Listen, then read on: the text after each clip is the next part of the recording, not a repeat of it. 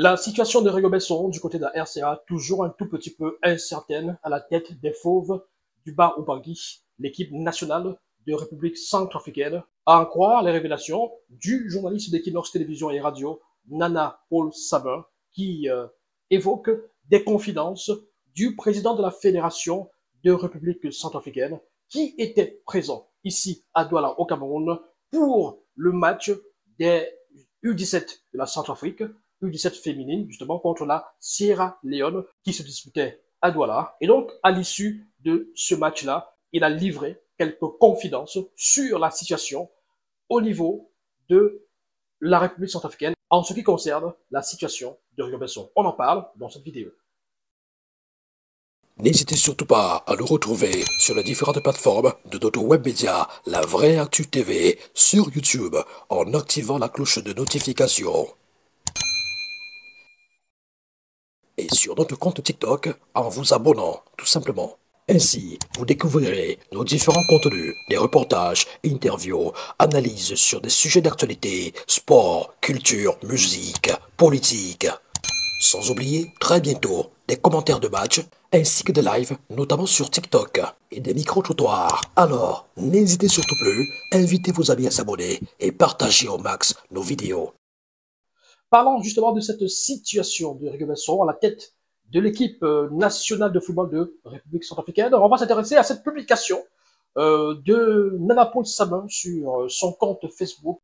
Une publication qui fait d'ores et déjà jaser les uns et les autres sur la toile quant à la situation un peu préoccupante de Rigobert Song-Banak et qui alimente beaucoup de conversations. Voilà. Alors, lisons cette publication. On va la lire peut-être pas in extenso, mais quelques extraits. Le président de la Fédération centrafricaine de football, Célestin Yaninji, séjourne à Douala après avoir répondu à Abidjan à une invitation de la Fédération ivoirienne de football au début de la semaine dernière. Il a pris ses quartiers dans la capitale économique du Cameroun pour assister au match retour du premier tour des éliminatoires de la Coupe du Monde de football féminin U17 Maroc 2025 au stade Japoma, RCA contre Sierra Leone avec notamment le score de 2-0 en faveur des jeunes Sierra Leonaises. En marge de cette rencontre, Célestin Yaninji a réaffirmé au cours d'une conversation à bâton rompu que le recrutement, écoutez attentivement, d'un entraîneur national de l'équipe centrafricaine de football relève exclusivement des prérogatives du comité exécutif de la fédération. Ah, là, c'est compliqué. C'est compliqué parce que là, le président de la fédération centrafricaine campe sur sa position. Après la sortie la semaine dernière, dans un communiqué où il estimait être surpris et choqué de n'avoir pas été consulté et que cette nomination de Rigo Besson a été faite sans son aval de son comité exécutif, parce que eux, ils étaient beaucoup plus partants pour la nationalisation du banc de touche de l'équipe de Centrafrique. Voilà. Donc, quelques jours après, il n'a pas changé de posture, il n'a pas changé de position, il n'a pas changé d'idée à ce niveau-là. Il estime toujours que ça relève de la prérogative du comité exécutif de la Fédération centrafricaine de football. Et sur Facebook, cela n'a toujours pas changé, toujours pas une publication qui laisse entrevoir une issue peut-être plus favorable pour Rigo Besson, peut-être une conciliation, peut-être un accord. En fin de compte, on a l'impression qu'on va tout droit vers un bras de fer, un peu comme avec la FECAFOOT et le MINCEP au Cameroun. Et justement, dans la suite de son texte, de sa publication, que nous dit Nana Paul Sabin? Il semble déterminé à ne pas donner suite à la nomination de Rigo Besson par le ministre des Sports centrafricain pour diriger le nouveau staff des Fauves de Baobangui. Une nomination effectuée unilatéralement sans l'accord de la Fédération centrafricaine de football. Et de son côté, le gouvernement insiste et persiste. Le ministre des Sports rappelle que, je le cite, le ministre de la Jeunesse et des Sports est chargé de désigner un sélectionneur de l'équipe nationale et un directeur technique national pour toutes les disciplines. Depuis lundi soir, des tergiversations sont en cours, mais pour nous, cela ne change rien L'État demeure l'État. L'État est garant de tout. C'est l'État qui est propriétaire de l'équipe nationale. Donc, c'est une déclaration de Rodolphe Héritier Donin, le ministre des Sports du côté de la RCA, qui va plus loin et qui ajoute, toujours selon le récit, la publication de Nana Saber, l'équipe nationale est la propriété de l'État. La décision est déjà prise. Monsieur le sélectionneur, je vous réitère la confiance du président de la République, du Premier ministre, du ministère des Sports et de tout le peuple centrafricain. Le contrat sera signé. N'est pas encore. Donc, quand je l'ai dit il y a quelques jours, les gens discutaient. Le contrat n'est pas encore signé. Donc, il dit le contrat sera signé. Je vous mets à la disposition de la Fédération centrafricaine de football. Elle sera chargée de travailler avec vous. Notre objectif est de nous qualifier pour la CAN et la Coupe du Monde. Je vous souhaite plein succès. Donc, c'était lors de la conférence, c'était lors de la présentation de Rigo Besson auprès de la presse centrafricaine. Et il y en a Paul Sabin qui nous fait savoir dans cette publication sur Facebook qu'en raison de ce désaccord, Rigo Besson est retourné à Yaoundé sans signer son contrat. La cérémonie de signature du contrat initialement prévue le 15 janvier 2025 a donc été annulée. Cependant, Rigo Besson pense que ce n'est que partie remise et il déclare, je le cite, à un moment donné, je pense qu'il y aura de toute façon une bonne collaboration qui permettra que tout se passe bien. Donc, il espère, dans un entretien accordé à la Deutsche Welle, donc à la radio allemande Deutsche Welle, il espère que ça se passera plutôt bien.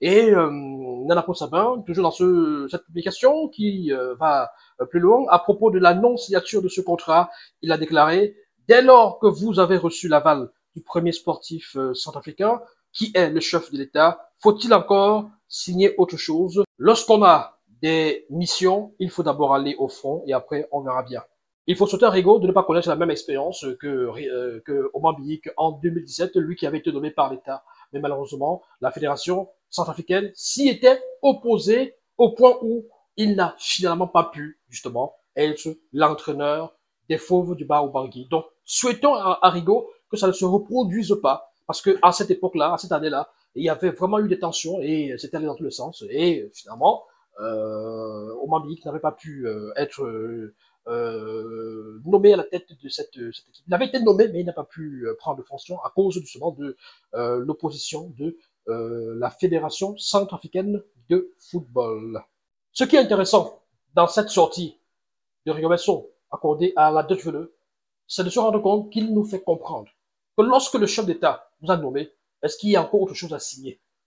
Vous voyez, je fais toujours ce petit clin d'œil à la situation de Marc Brice, hein, parce que c'est important de rappeler, parce que, voilà, je fais toujours cette référence, ce petit clin d'œil, à la situation qu'a vécu Marc Brice, nommé par l'État, donc par le chef d'État en principe, même si des gens sont levés. Vous savez, aujourd'hui, au Cameroun, les gens sont tellement forts dans l'analyse. Les gars maintenant te disent que non, le problème avec Marc Brice, c'est que on n'était même pas sûr que c'était les vraies instructions du chef d'État. C'est-à-dire qu'en réalité, il cautionne désormais le fait que le chef d'État, donc le fait que l'État puisse intervenir, interférer, donc s'ingérer dans la gestion du football. Or, à l'époque, ils ont sorti toutes les lois pour nous dire que la FIFA, encore moins la CAF, ne pouvait être d'accord que l'État s'ingère dans la gestion du football, dans le choix des entraîneurs, et au point de nous rappeler que qui donne le nom de l'entraîneur à la CAF ou à la FIFA? Qui? En nous rappelant que c'est la FECAFOOT qui le fait. Donc aujourd'hui, vous avez quand même cette position de Rigo Besson qui vous fait savoir qu'il a été nommé par l'État, par le chef d'État, le premier sportif centrafricain. Et donc, il n'a pas à s'inquiéter outre mesure. Bon, on est derrière lui. Mais on espère aussi que du côté de la fédération centrafricaine, ils vont lâcher un peu de l'Est. Ils vont, voilà, ils vont permettre à Rigo Besson de travailler. Parce que, en fin de compte, les bras de fer, ça ne sert à rien, ça ne nous mène nulle part, parce que, en fin de compte, c'est l'équipe, c'est les joueurs qui en souffrent. Les résultats également, tout ça. Donc, bon courage à Rigo Besson. Et je souhaite à la fédération centrafricaine ainsi qu'à l'État cette jugeote-là pour pouvoir s'asseoir ensemble et s'accorder une fois pour toutes, éviter de tirailler la chose sur la place publique au point d'arriver à des voilà à des lynchages comme on a vu avec Marc Brice au Cameroun. Que pensez-vous de cette situation de Robinson du côté de la République centrafricaine depuis qu'il est nommé à la tête de cette équipe nationale? Il n'a pas encore signé son contrat. La Fédération centrafricaine de football n'est toujours pas d'accord, n'a toujours pas validé. Est-ce que vous pensez qu'on s'achemine vers un bras de fer entre la fédération et le ministère et que la situation de Rigo est vraiment, vraiment délicate? Est-ce que vous pensez que c'est anecdotique? Voilà, il n'y a pas de souci à se faire, ça va passer, ils vont s'accorder dans les prochains jours, voilà, et Rigo Besson va travailler en toute quiétude, en toute sérénité, en toute tranquillité, ou alors on s'achemine vers un cas similaire que celui de Mozambique en 2017, où finalement, il n'avait pas pu prendre la tête de cette équipe des Fauves du Bar au Bangui. Laissez-nous vos réactions, vos analyses, vos impressions en commentaire sur nos différentes publications, sur nos plateformes YouTube, La Vraie Actu TV, et sur TikTok, La Vraie Actu TV également.